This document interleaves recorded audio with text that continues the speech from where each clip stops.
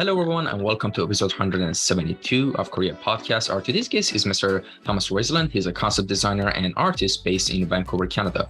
And of course, before we jump into the questions, let me quickly mention that in the for contact section of the captions, you can check his Instagram, his art station, and the link to his website as well. So if you want to see more portfolio pieces that you're seeing right now up here on the YouTube version, shout out to the YouTube viewers, you can go check out those links. And with that being said, let's jump into the first, signature question I ask everyone. Give us a little introduction on how we got into the world of visual arts and design. Basically, what's the story behind the moments that you realized, oh, I want to become an artist, Yeah, well, first of all, thanks so much for having me. It's fun to be on this podcast and share art knowledge always. So I always wanted to draw since I was like a kid and seeing those behind the scenes videos of Disney and Pixar and all those things, right? So I was just always drawing and decided pretty much when I was like 12 years old or something that I wanted to do this, which makes it easy because then you just draw all the time, right? And then I thought I was going to be a character designer at first because that's the most appealing thing often. And then I discovered, landscape kind of painting along the way when I found this online course called CGMA, I think, about landscape painting with Photoshop. And then I just tried it. And I think I was like 17 years old or something, tried it. And it was like, whoa, this is fun. And I am kind of good at it. And so it was very motivating. And I just kept going and going. And then all through college, I went to Cal Arts in California for school, study animation, but I kept drawing landscapes and cool things and just ended up loving it so much that I just pursued that as a career. And now I've been working for about 6, 7, 8 years in the industry now for film, video games, and animation and stuff as a concept artist, mostly focusing on like epic landscapes, color keys, etc. So painting those kinds of things is like definitely the big passion right now. All right, So, awesome. And from the beginning, were you sure that you wanted to become an artist, or there were doubts about the stability of the future of this field? Because that's a common theme that occurs in every artist's like journey. Yeah, that's a good question, and I understand that doubt if anyone has it, because it is a very risky type of industry. It's almost like being an actor at times in terms of you have to go to auditions and prove yourself and make sure you get another job constantly. And you never know when the next one's going to come around. But I think I was supported enough in my, founding years as a teenager by my parents and people around me that I think I had a pretty naive, optimistic view of the future where I didn't doubt that will ever be a problem in terms of an income. And there was enough proof out there that there are big studios are hiring lots of artists. It takes so many people to make these animated movies over, hundreds of people. So I was like, well, I can be one of those people, I guess. So I'd never really struggled with that. I think maybe my parents a little bit at times were a bit worried, but also I started early enough where I guess, the doubt never crept into my mind too much. I just kept drawing. And like I said, enough proof out there. There's so many types of jobs, whether you're an illustrator for books or animation or video games, or like drawing can be used for so many things. So I think I was naive enough and optimistic enough where that wasn't an issue.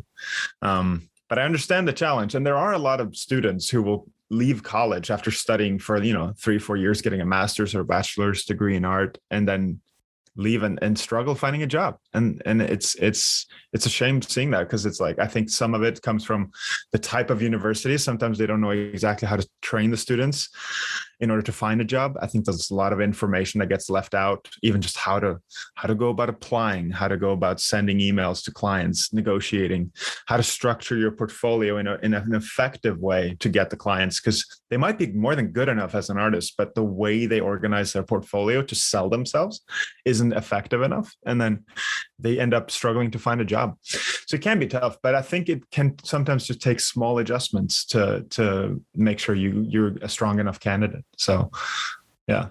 Well, yeah, those are some really interesting and important points that you just made there. And we could talk about each of them for like 15, like an hour at least. But the thing is, 100%. just yeah. But the main thing I heard is that from most artists that I've had on the podcast, if I want to compile and average all of their answers, it basically boils down to this for junior artists, by the way, to at maximum have like 2 to 3 pieces on your portfolio, and they should be your top-notch portfolios. And when you want to like usually start working for a portfolio, like you make those portfolio pieces, you should start making like dedicate like 6 months or a year for it. Or if you don't have the luxury, like dedicate a certain amount of time for it. You just don't mess around with your portfolio pieces that you want to get hired for. And basically, make like 15, 20 or 10 pieces of it and show those pieces to your teachers, your instructors, and ask them to pick 2. And average those answers and pick the 2 or 3 on top and put that as your portfolio. That's like the compilation of the best answers I've got. Now I want to see what you think about that. Really? That's very interesting. So you're saying, if I heard you correctly, you're saying that basically make a bunch of pieces, ask around people you value their opinion, and then find 2 to 3 pieces that are your strongest, and then use that as the main bait in your portfolio. Is that kind of what you're saying? Correct. Yes. Interesting. I would actually argue you need a lot more than that. So 2 to 3 pieces, even if they're amazing, like I can see 3 pieces as I'm scrolling through someone's portfolio, and they're like amazing illustration, perspectives on point, all the good stuff. But if that's it, it's not enough track record where I can feel confident that someone can always deliver that quality. Because not anyone, but we can, if we all put in the time and effort, we can make 2 to 3 pieces and have one of those lucky days where we paint really well or draw really well or whatever it is, and then end up with 2, 3. But as a hireable employee, you want to prove that you're stable and consistent and can more or less always deliver a certain type of quality. So that's why the number I've heard is actually more like 10 to 15 pieces. Obviously, they're not going to all be to the level of, we all have those 2, 3 that are our star pieces, right? Even I do that. And I'm technically a professional.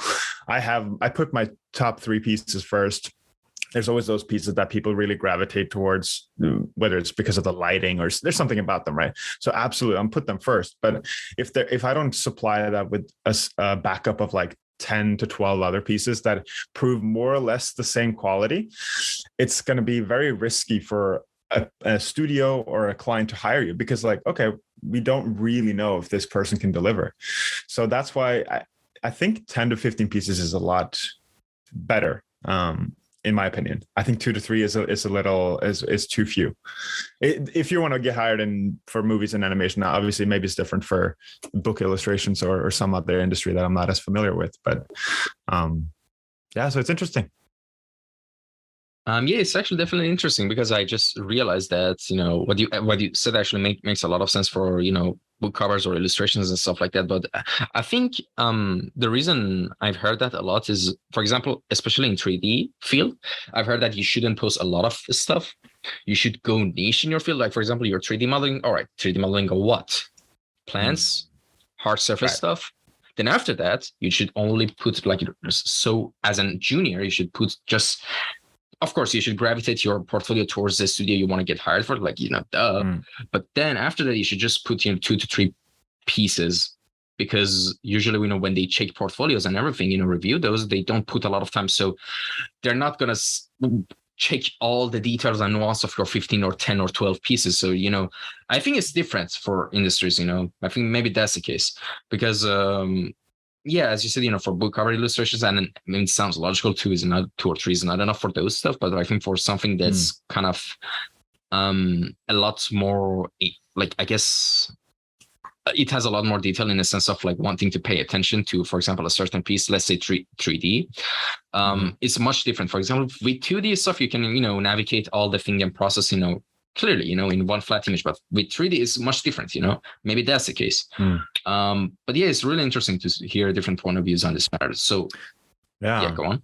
Maybe. So what I do think is like the 2, 3, I think for me, the 2, 3 pieces is a good way to catch the eye. Like you say, when you apply to a studio, they go through that fast. They will, if they have, 20 portfolios that they're just going to look through, they're going to go through so fast, and they'll know within the first 2, 3 pieces whether you're good enough.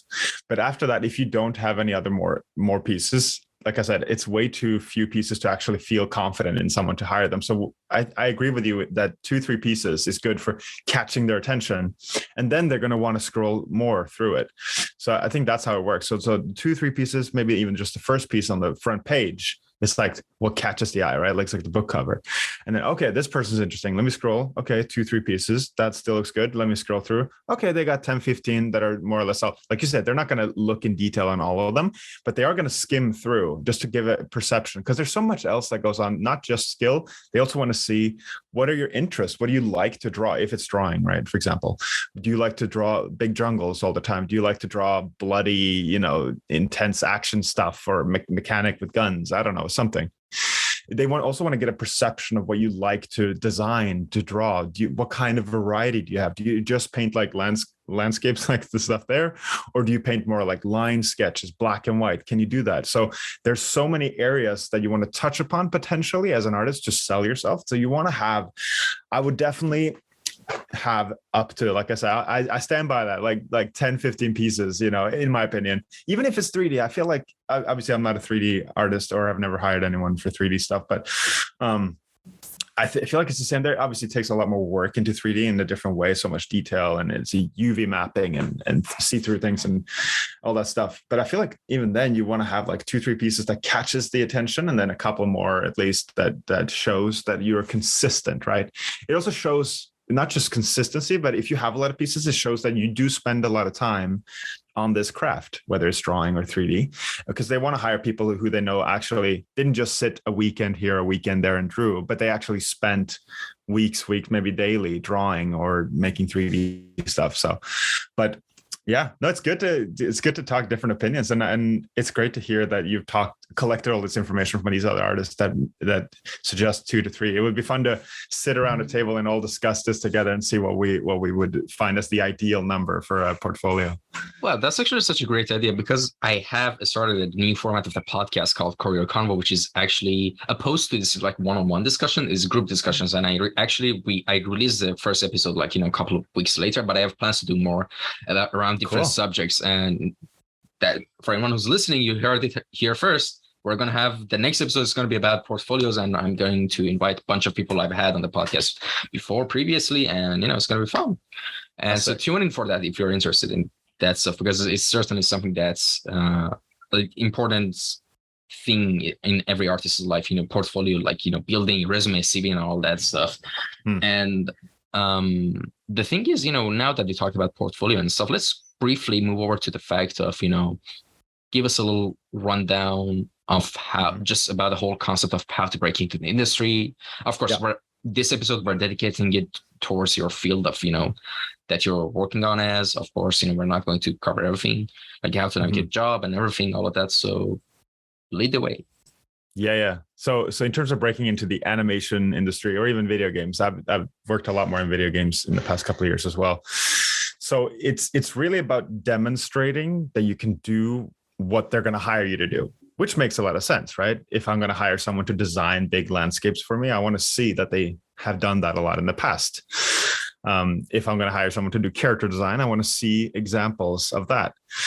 And in the animation industry, I think a lot of people will spread themselves very wide. So they'll have character designs, and they will have environment designs and landscape and prop design, small things and drawings, and they'll show plein air studies of landscapes and all this stuff, especially students, because students tend to they don't know exactly what they want to do yet.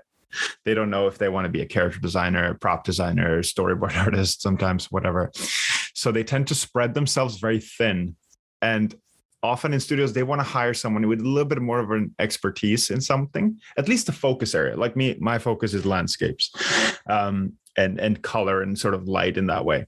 So I have that as my main strength, but I can also do character design or prop design if need be, because they can see that skill is transferable from the examples I show them, I think. There are jobs in the industry that are more generalized. And yes, as a junior, when you get hired in a big animation feature studio, you do get tasked with a lot of generalized things. You get tasked you don't get the big juicy, concept painting tasks right away. You get tasked with designing small door handles maybe, or chairs, or posters that go in the background of a scene here and there. And you get to like touch a lot of different things. So in that way, yes, it's good to show versatility. But I do think I've always felt like a focus is good. And something like a character designer, if I was hiring someone, I really wouldn't care if they can draw an environment landscape on the side. I want to see that they do really strong anatomy, facial expressions, turnarounds, because drawing characters is so difficult, which is why I don't do it. It's the, like, we all know what humans look like so well, and animals, we have that instinctual thing. If it just like the arm is too long or something's off, it's like, oh, it looks weird, right? So you have to be so strong in anatomy and character design to be hired as such a thing. So people who are character designers are often just that, and just that meaning that's a huge task to take on.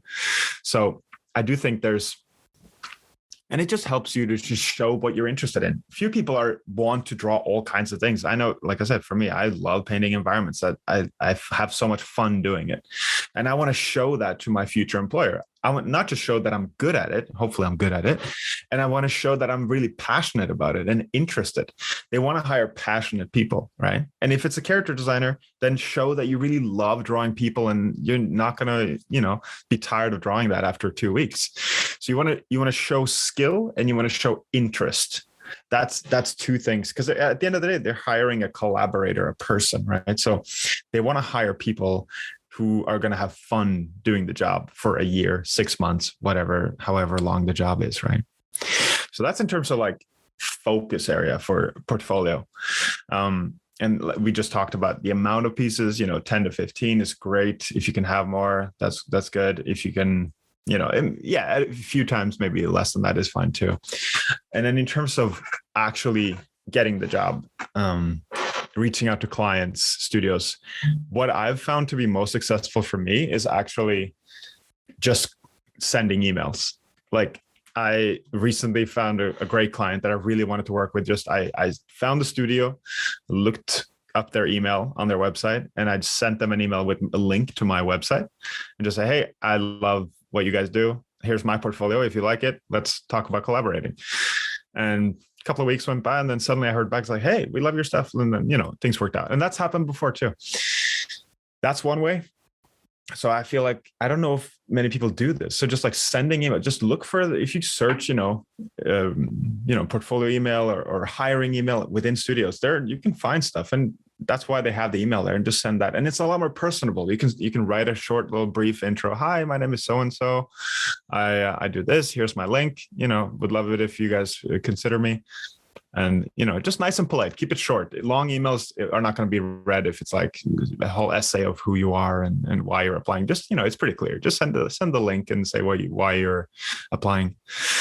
Then there's obviously companies, they will list jobs on their websites. That's another avenue you can get a job.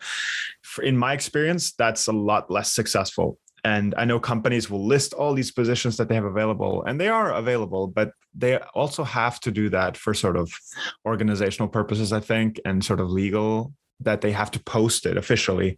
Even though they're talking with people on the side, they might already have someone in mind for the position. So just because they have listed a position on their company website doesn't mean necessarily that it's available.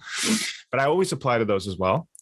When I'm looking for a job, I'm super hungry, and I'm just like applying everywhere. I'm sending emails on all kinds of positions that are kind of related to what I do. And hopefully I really want to do them as well. I will send in application, get it done. You just got to throw as much bait out there as possible and see who bites, because even for a professional, you're going to apply to so many jobs. Like last time I got a job, I applied to 50 plus positions, and I got replies from like 5 of them. So like 45 I never even heard from. And you just got to get used to that. Like, that's most of the time you're not going to hear back from anyone, even if you're really good. And because even if you're great and they want to hire you, they might already have someone for the position. So it's often just about timing as well. Timing is a huge one. And you never know that, which is why you just always got to apply, always got to be on the lookout. And I'm talking a lot, by the way. Feel free to ask. No, it's fine. No. Please do continue if there's more. Oh yeah, there's more. So yeah, so timing is impeccable. So you need to just always apply if you are somewhat looking for a job, because you never know. And also, even if you don't hear back, I've had people keep my name on file, so they'll might see my portfolio, maybe they like it, and so they save it. I know companies have like a list of potential people they want to reach out to when the time comes. So there's been times where I applied to somewhere, and then like a year later, suddenly they were like, "Hey, we looked at your stuff. Are you interested in coming for an interview?" I'm like, "Oh, all right. I applied for those guys like a year ago. That's interesting. Cool." So it's a very funny way of navigating job search. It's not as simple as just like apply, you get a reply, and then you have an interview. It's not always like that. So you got to kind of send emails, you got to send applications and do all that stuff, and send to a lot of studios, and don't get hurt just because you don't hear back, because it happens to everyone. Yeah. All right, awesome. And actually, that's such an interesting thing about emailing, because recently in one of the episodes I recorded with an Iranian artist called Zahir Aghakhani, we also extensively talked about this whole thing of emailing is one of the best, in terms of success rate of getting a response, is one of the best ways of, contacting, people, not just companies, just people in general. I contacted you through email. Here's the thing. My main, of course, outlet of contacting for podcasts is Instagram, but especially recently because I spammed a lot. Basically, Instagram is giving me a warning of, please keep this community like a safe place or something, because they thought I was a bot or something. So I just stopped that. But emailing is usually I get responses really fast and really well. And aside from that, always when you want to, as you said, keep it short and simple, and also be genuine. Like, be yourself. Yes. You don't try to be some fake, just some, like, I don't know how to say it. Just don't try to show yourself as someone you're not. They don't try to impress them. Basically, don't peacock. Basically, that's what I'm trying to say. And people can always see through that. And also, the most important thing is that, as I said, be genuine, just be yourself. And I forgot the other point, which was super important for some reason. It'll come back. I guess it doesn't come back anyway now. But the thing is, yes, that's an important point. But now that we've kind of, with this kind of covered portfolio making, now contacting, aside from that, is there any other tips or things you want to add to it before we move on? There's lots more you can talk about, details and stuff, but that's like the entry point. And another thing is how to charge, how to say your price as an artist. I think it's very difficult for most artists to name a decent price for themselves, because we all feel very personal about the art that we're technically selling, right? We feel personal about our efforts as an artist. So to put a price on it is in some ways completely out of our comfort zone. And we're in theory, we're all happy to do this for free, right? At the same time, we feel that we're worth a lot because of all the skill and, because of all the time we put into it, and we want to get paid, a respectable amount. So it's a tough one. And when you're negotiating with a studio, like a big studio, that's very tough, because they have the upper hand, because they're a huge machine of a studio. It's basically just, there's nobody's money. It's the company's money, versus you, when you're negotiating for your money, that's your price you're talking about. So it's very personal to you and not personal to them. And they have professional people in HR and, in the recruiting department, whose job is to talk about this every day. They're very comfortable talking about money. Most artists are not comfortable talking about money and negotiating and up and down and all that stuff. And it takes time to develop that skill of being comfortable talking about money, as if it's just talk about it as if it's anything, just like, oh, I would like this and this. No, this is too low. Or this is what I'm usually getting paid, or what I would prefer. And so you need to just like try to divorce. If there's any advice I could give, it's just like try to separate yourself from the money. Think of it as business. You need to get paid enough so you can sustain first of all your life and have a decent living. And if you're freelance, you got to take into account a bunch of stuff. Like, you have equipment to take care of. You got to have a decent place to work in, and there's taxes and stuff like that. You have to add quite a bit to it. And it's not just like, what is my literal hourly pricing. It's a lot more than that. And then obviously ask around people. If you have people in the industry, you can ask them what's normal. You can do a quick Google search, and you can find what's a normal hourly rate for a concept artist or a storyboard artist or whoever.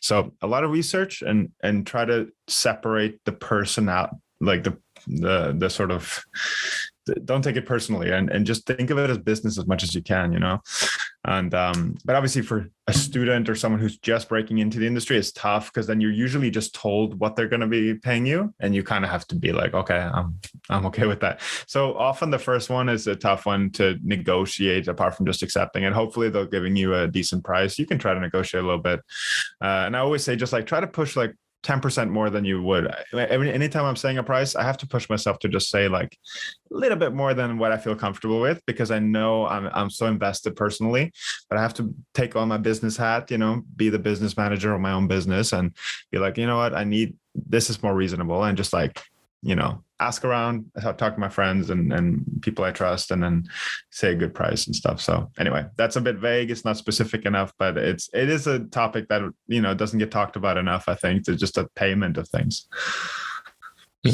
Yeah, definitely. There's so many juicy, important info for a lot of upcoming artists that want to break into the industry even by now. And by the way, stay tuned, people, because in the future we're going to have that episode that I mentioned with a bunch of other artists as well about breaking into the industry, the portfolio, and maybe I even announced it before, so you guys can send in your portfolios for reviews. So it's going to be a huge thing. So keep an eye out. It's probably going to be somewhere late July or early August, by the way. Like I don't because of my personal stuff I need to do.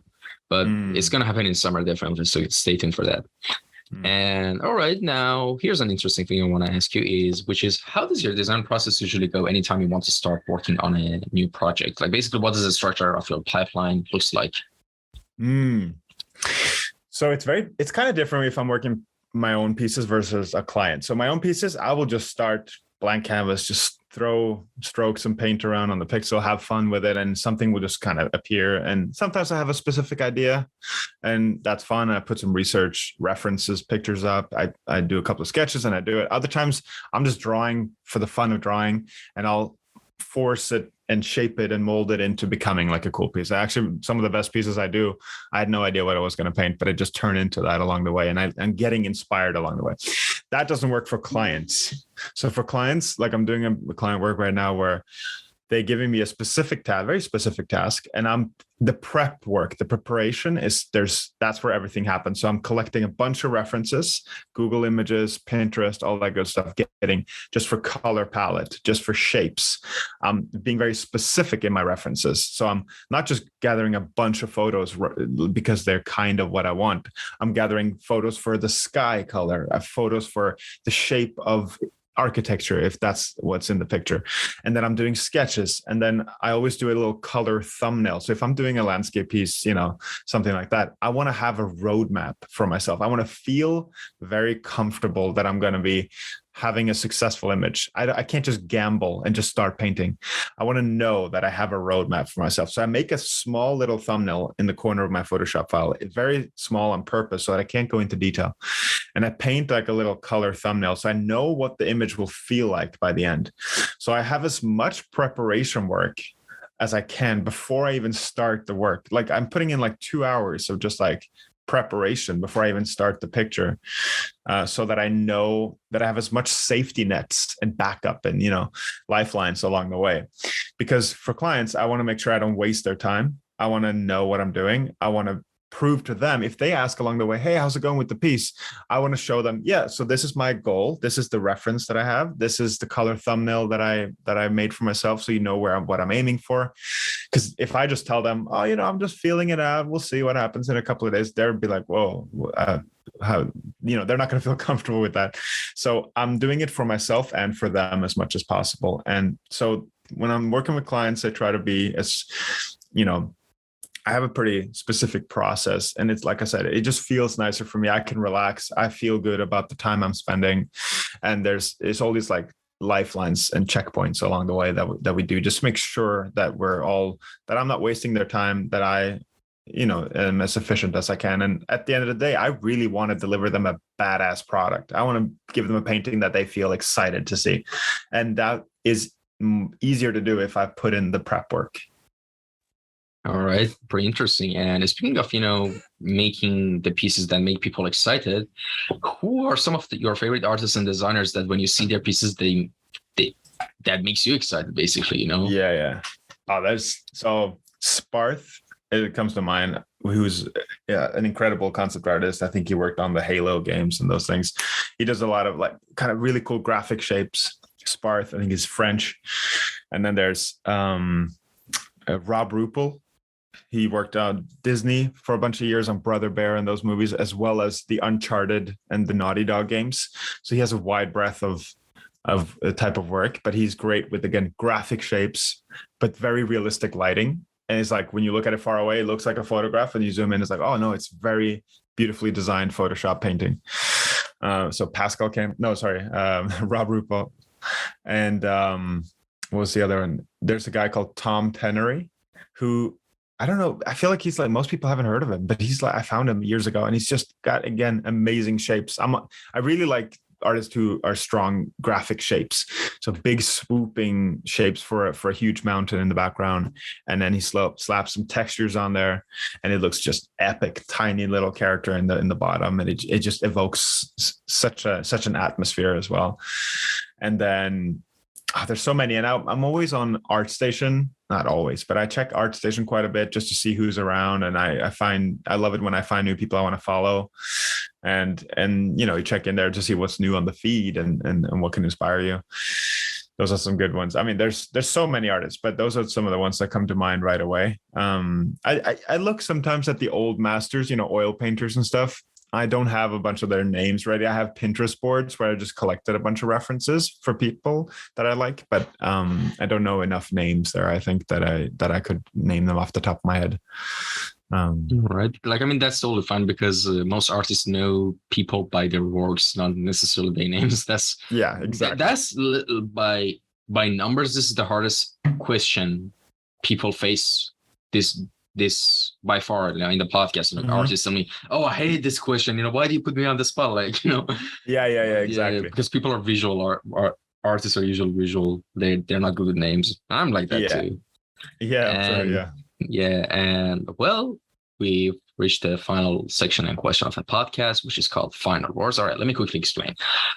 Imagine in the limited amount of time, couple of minutes that you have the opportunity to, this window of time, to say anything and talk to the people who are listening to this podcast at any point of time in the future, from a week, from a year, from a decade, from a century, even if the world hasn't gone to, hellfire and like apocalypse. But what do you have to say? It doesn't have to be an art advice, just your genuine expression.